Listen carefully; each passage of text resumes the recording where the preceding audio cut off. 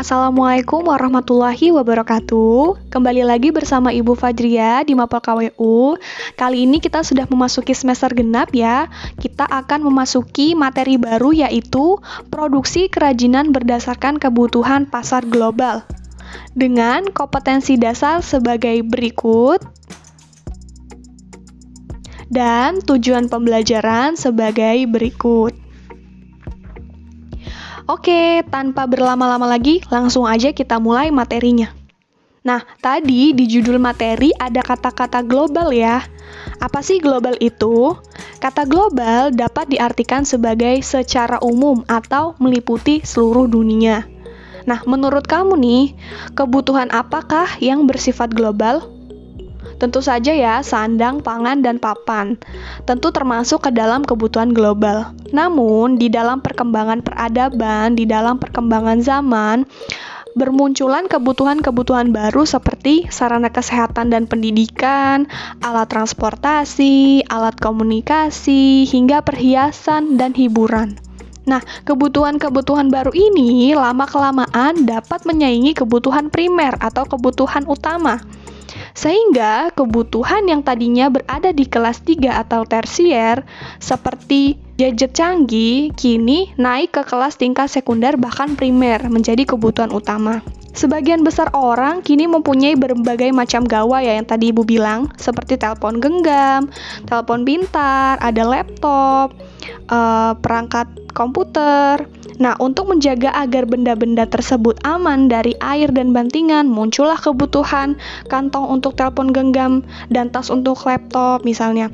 Diperlukan juga dudukan telepon genggam dan telepon pintar hingga dapat berdiri di meja. Agar tidak panas saat dipangku, laptop diletakkan di sebuah alas yang aman bagi tubuh kita dan laptop. Nah, sekarang bayangkan nih, apabila kebutuhan-kebutuhan global seperti itu kita kombinasikan dengan kebudayaan lokal yang kita miliki. Produk modern dibuat dengan sentuhan kerajinan asli Indonesia. Di satu sisi, kita memenuhi kebutuhan pasar secara global, tetapi secara nilai kita membawa rasa nasionalisme dan seni pada produk yang kita ciptakan. Nah, kalau mengingat nih di semester lalu, ada yang masih ingat nggak? Sumber daya yang kita butuhkan itu terdiri dari 6M. Apa saja? Iya, betul. Man, money, methods, materials, machine, and market. Kalau man, merujuk pada ya SDM atau sumber daya manusia. Kalau money atau uang berkaitan dengan apa? Ya pasti uang ya, perputaran uang dalam sebuah usaha. Terus materials atau material, apa ini? Bahan utama dan bahan penolong. Jadi semua bahan yang dibutuhkan sehingga kita bisa menghasilkan suatu produk ya. Kalau machine? Ya, masalah penggunaan mesin atau teknologi selama proses produksi, alat-alat yang kita butuhkan. Kalau tadi bahan, kalau ini alat. Kalau methods atau metode, ya, langkah-langkah yang digunakan dalam proses produksi. Dan terakhir, market atau pasar, apa nih? Iya, berkaitan dengan pemasaran produk. Oke, masih ingat ya? Ingat ya kalau 6M apa?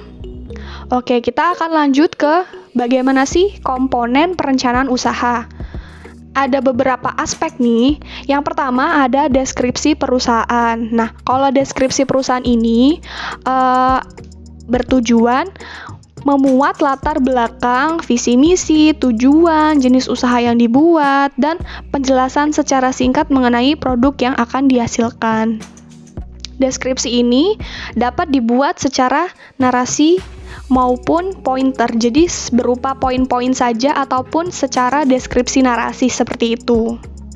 Jadi ketika kita memulai usaha, penting nih deskripsi dari usaha kita itu apa sih? Bakal kemana sih tujuan dari usaha kita ini gitu. Nah yang kedua, komponennya adalah analisis pasar. Nah analisis pasar nih penting nih berkaitan dengan riset pasar.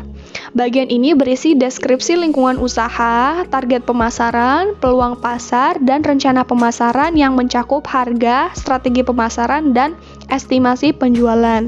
Jadi, kalau kita udah punya apa sih kemauan kita, membuka suatu usaha, kalau kita nggak punya analisis pasarnya bakal susah nih. Nanti ketika dipasarkan itu nggak sesuai dengan target.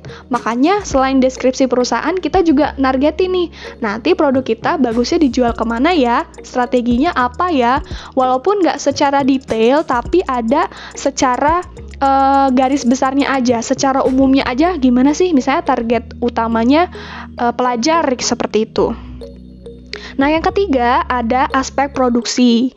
Pada bagian aspek produksi, terdapat penjelasan mengenai lokasi tempat produksi, fasilitas dan peralatan produksi, kebutuhan bahan baku, kebutuhan tenaga kerja, alur proses produksi, kapasitas produksi, dan biaya produksi. Nah, jadi setelah udah tahu mau dijual kemana dan usahanya apa, penting nih, kita kalau mau produksi, yang dibutuhin apa sih? Baiknya kita mulai usaha di mana sih? Distributor kita siapa sih? Nanti biayanya apa aja sih? Karena banyak yang dibutuhkan seperti ini. Nah, gitu. Jadi, setelah udah tahu bagian deskripsi dan analisis pasar, kita pasti masuk ke aspek produksi. Nah, yang terakhir nih, yang paling penting nih, jantungnya dari usaha adalah aspek keuangan. Aspek keuangan tuh berisi apa sih, Bu? Aspek keuangan itu berisi ada analisis keuangan, sumber pembiayaan, dan juga proyeksi laba rugi. Jadi, ketika kita udah tahu mau mulai usaha, udah siap, tinggal nih kita mulai di aspek keuangannya. Ada apa dari modal sendiri atau bergabung dengan beberapa orang sehingga ada modalnya seperti apa, terus nanti bakal mengambil keuntungan berapa, diproyeksikan gitu, direncanakan gitu ya. Nah, itulah tadi aspek-aspek dari perencanaan usaha, komponen perencanaan usaha. Ada apa? Ibu ulangi, deskripsi perusahaan, analisis pasar, aspek produksi, dan juga aspek keuangan. Mungkin kalau kalian mau lihat lebih detail lagi, bisa baca halaman 82 sampai 84 ya di buku cetak kalian. Nah, yang terakhir nih dalam rangkaian perencanaan usaha adalah langkah-langkah penyusunan perencanaan usaha. Ini sebenarnya nggak perlu dijelasin sih, kalian bisa langsung aja mulai action dari yang termudah, tapi ada satu hal yang ibu mau garis bawahi, setidaknya ada 3 hal yang dapat menjadi pertimbangan bagi kita sebelum memutuskan membuat sebuah usaha. Yang pasti adalah minat atau passion, yang kedua prospek, dan kebermanfaatan bagi orang banyak. Minat atau passion ini harus sesuai dengan hal yang kalian sukai. Jadi, bisnis ini bisa bertahan karena pondasinya ada dalam diri kalian sendiri gitu. Terus yang kedua adalah prospek. Nah, prospek ini gimana sih gambaran kalau membuka usaha jenis ini ke depannya? Kalian bisa berkaca dari usaha-usaha sejenis usaha yang ingin kalian buka gitu. Jadi ada gambaran ke depannya seperti apa. Dan juga setidaknya usaha kalian ini bisa bermanfaat bagi orang banyak. Jadi jangan cuma sekedar membuat usaha, tapi lihatlah bagaimana sih manfaatnya untuk orang banyak gitu. Usaha kalian ini menjanjikan nggak sih, dibutuhkan nggak sih sama orang gitu. Nah, selain dari passion atau minat, prospek, dan kebermanfaatan bagi orang banyak, ada 3 hal lain nih yang perlu dimiliki kalau kalian mau menjadi seorang wirausaha pemula. Yang pasti adalah mindset, pengetahuan atau keahlian, dan juga kerja keras. Ini nih, selain dari 3 hal utama, yang bikin kalian konsisten itu adalah 3 hal ini.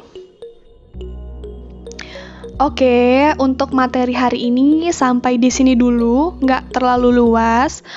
Untuk tugas kalian hari ini hanya menjawab pertanyaan ini ya nak. Ibu akan tampilkan pertanyaannya di kolom komentar. Jangan lupa diberi nama dan juga kelas.